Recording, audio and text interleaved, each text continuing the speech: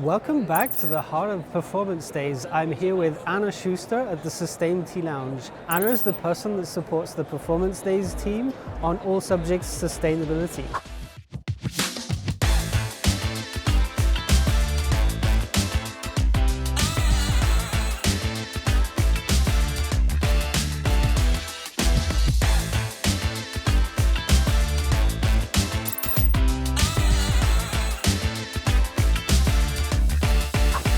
And the Sustainability Lounge is this space that has been curated by the Green Room Voice Agency that brings together innovative ideas, products, services around sustainability.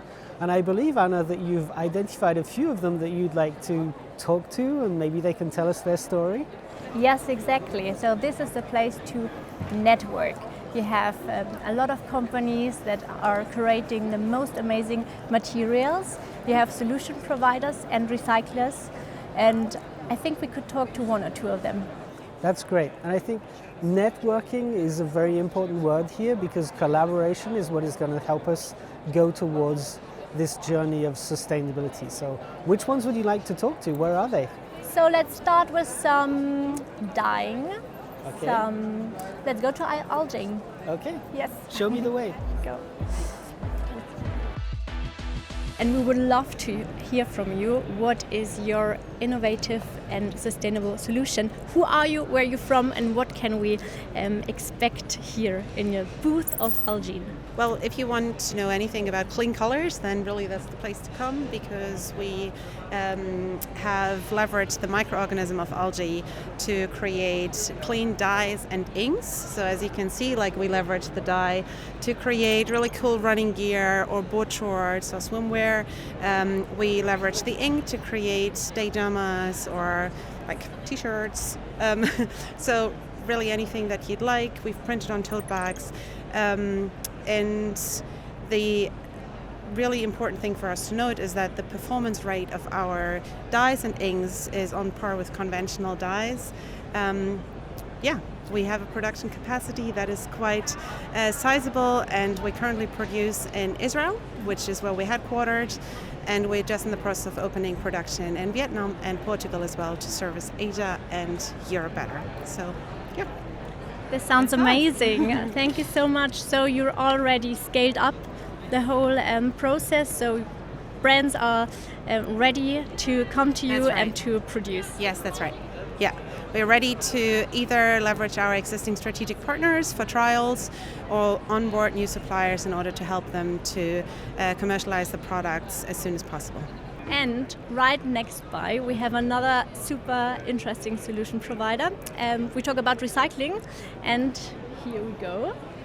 Hello, nice to see you. This is really a space for networking. You just have to, step 2 steps back, and then you're already at another exciting innovation. So, who are you, and what are you presenting in the Sustainability Launch? I'm Leo from company Meta. We provide a solution for the circularity of PET and polyester by having a technology that can use different kinds of waste, polyester containing waste or PET containing waste, and turn this into the monomers where PET originally was made from. And by this, having a stable quality at the end of the process, which can be used for the next cycle and for next production of new PET, and at the same time controlling all the complexity that comes with the waste. And how far are you with Meta? So are you scaling up? Do you have your first production sites? I heard that there is something exciting coming, so maybe you can tell us a bit more about that? Actually, so we've been developing this technology since 2017, and we're operating a pilot unit for the last years, basically, to get the knowledge and to get the understanding of the process ourselves.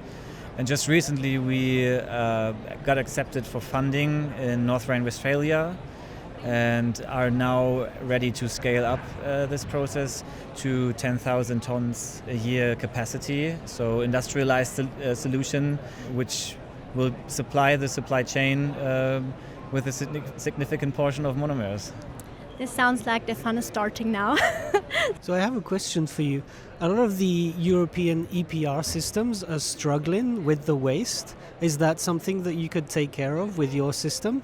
Yeah, we are looking definitely on these complex fractions. Polyester rich is what we need because we need to be able to perform economically, but it's around 80%, what we always say, and then we can definitely control the large fraction of polyester containing waste that today has no solution. Great, this is super interesting. Thank you. Thank you so much for giving us some insights in matter, and we're excited what you come up next, and we're happy to see you next year on the fair. Good luck. We're going now to the Trend Forum. I am coming with you. Let's go. Then we explore some certification. Yeah. Bye. Bye. Thank you. So we are now in the Trend Forum. It's this year's focus topic, certification. Which one matter? Did you already had a look? I have actually, and I find it really, really interesting that all these fabrics have 2, if not 3, if not 4 certifications. I think it's a really important trend in the industry to move towards that, and some of them are about processes, some are about what's in the product or what's not in the product, but it's something that is becoming very prevalent. And I wonder, do you have any favorites that you've really want to talk to me about? It is super difficult to select a favorite, but there are some that are outstanding. Start with number 1. We have Hermine Textile, which I think, especially if we talk about synthetic materials in the outdoor industry and in sportswear industry, I'm always highlighting if we have natural fibers that achieve a look and feel like synthetic. So we have here the waterproof cotton that is super tight woven, which gives an alternative to a synthetic hard shell. The material is also GOT certified. This is super interesting because walking around today already, I've also seen some other alternatives to synthetics textiles, and I don't want to go towards this one is good and this one is bad, but I think it's amazing that we have all these different opportunities to make different products with materials that we didn't have to use or couldn't use in performance outerwear, for example. Exactly, it's about the options. We need to give the designers the option to choose from. I can hear the designer in you. And what's your second one? So the second one, I was also very intrigued by the name. We talk about banana hemp. Okay. So here we have a fabric, also organic cotton, with alpaca paper yarn. So it is a very strong material, still very lightweight. So we have also here the Blue Sign certification, we have organic textile, so GOT certification, and it also got 100% Ashuri-like of the... And I would also like to add that it's in the Loops 3D library for anybody that wants to work in digitizing, so they can use it in their own library and play with it and create some products and have the look of this product once they've had the feel here. Yes, exactly. So this fabric is ticking all the boxes. It really does. Sometimes it's difficult to understand them, and maybe there are some resources about all these certifications. Yes, indeed they are. So just follow me and we'll have a quick look. So can you tell me more about this? What is this? This is the heart of the Trend Forum, but what are all these resources about? So if we talk textiles, we have to talk about certification, but there is so much out there, and if you work in design, if you work with fabrics, it can be overwhelming. So the aim of the performance days and of this year's focus topic was to understand what kind of certification is important for what kind of material, what is important for natural materials, for synthetics, what is a standard and what is a certification related to circular economy, what do I need to be aware of, because often it's not just choosing the right certification but also how is a process, who do I need to contact. So the resources that you find here on the fair but also online is step-by-step guides. how do I certify a product, who do I need to call, but we also touch base on LCAs, we talk about the Higgs index. So it is really covering a lot of various topics that are important. Also one interesting resource is, if we talk about certification, we have to talk about legislation. So what is coming up to be future-proof as a brand?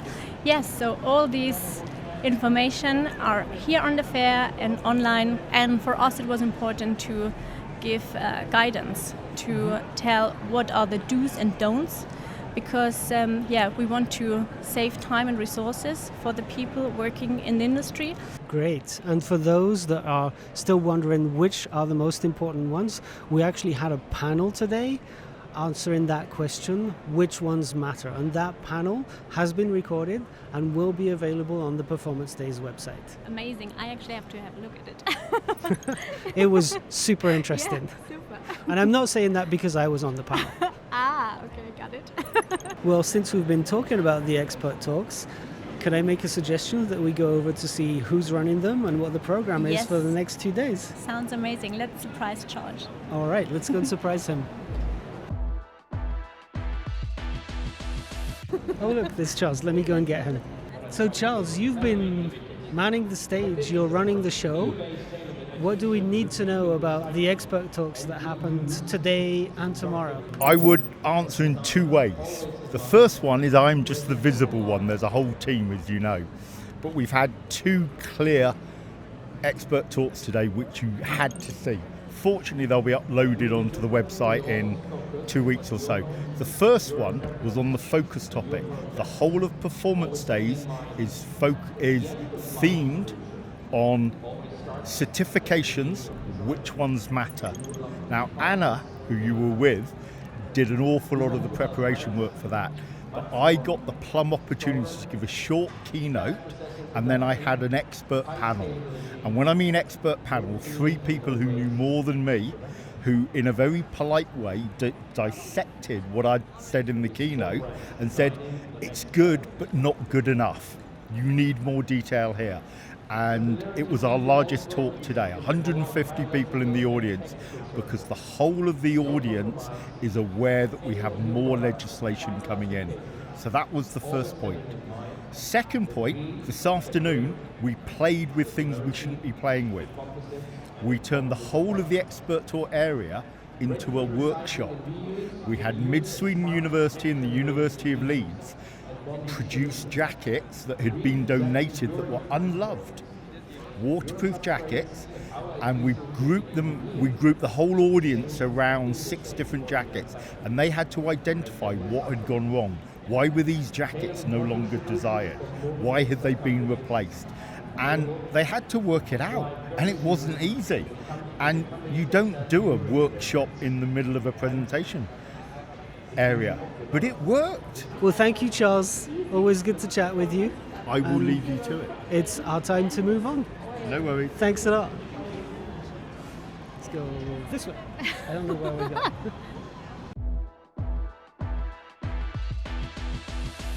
So we're back in the innovation area with the specific 16 to 20 different fabrics that have been chosen for highlights. But what does the designer in you say? Not the sustainability expert, but the sustainability expert and the designer think. Which ones should we talk to now?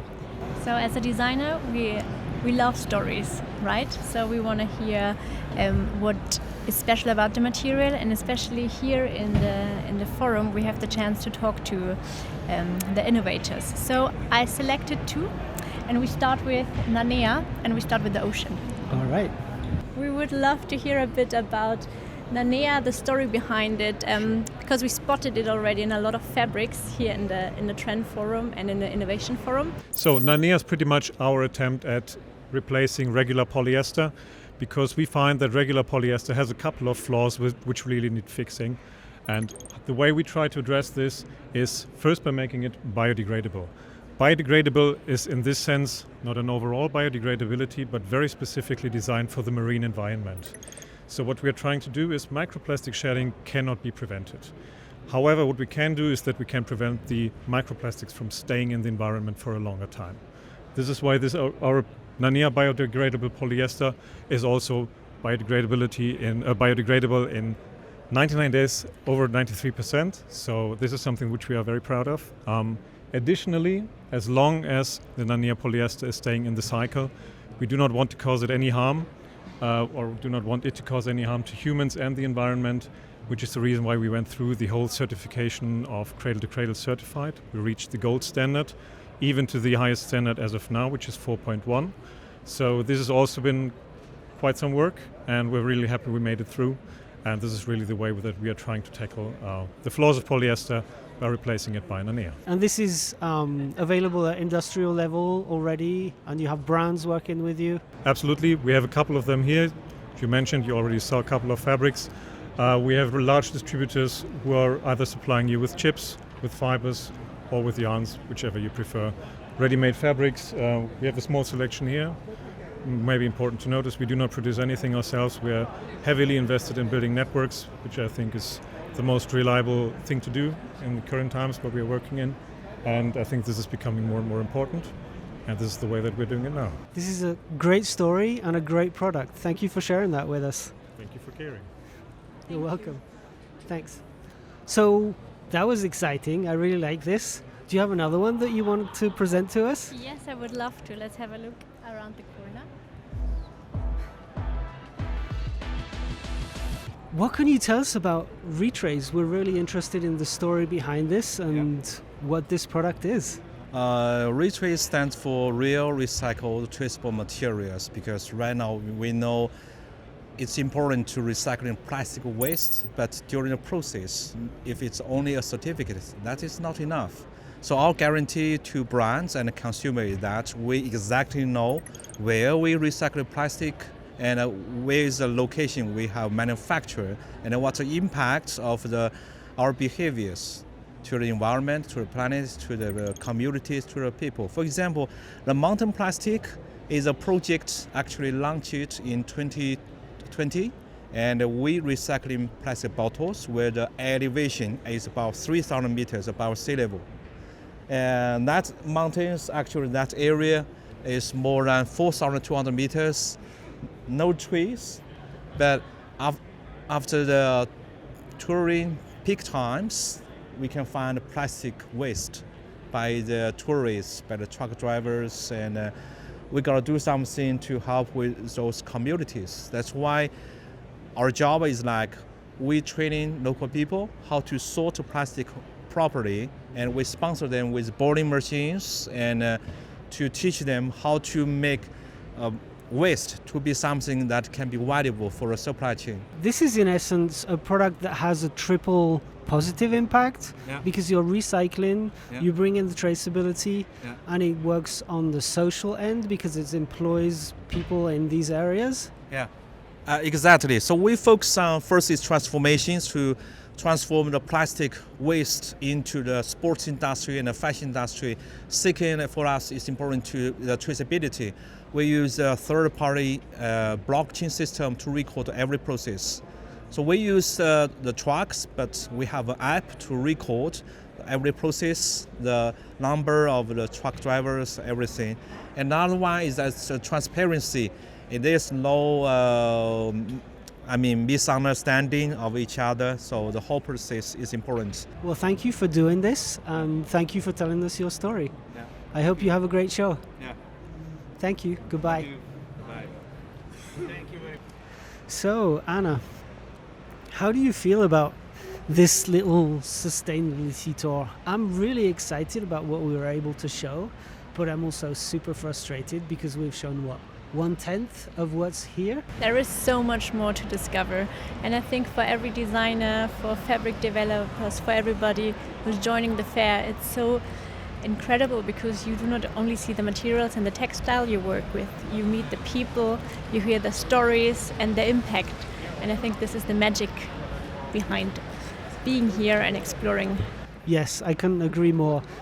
I really think the magic of Performance Days is bringing the people together in this one place so you can share the stories and make these serendipitous meetings and meet people that you hadn't planned to meet.